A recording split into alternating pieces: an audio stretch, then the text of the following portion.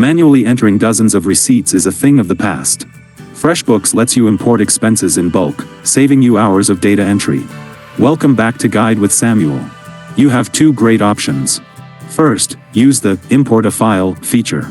In the Expenses section, look for the Import tool. You can upload a CSV or Excel file from your bank or credit card statement. Map the columns, date, vendor, amount, to FreshBooks fields, and the expenses will flow right in. Second, use the mobile app's receipt capture. Snap a photo of a receipt, and FreshBooks will read the vendor, date, and amount, creating a draft expense for you to categorize. My crucial pro tip? Use a dedicated business card and import the statement. For the cleanest import, use one credit card for all business purchases. At the end of the month, download the statement as a CSV and import the whole thing at once. It's the ultimate efficiency hack.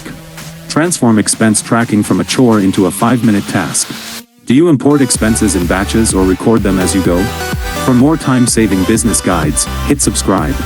Thanks for watching. I'm Samuel, and I'll see you next time.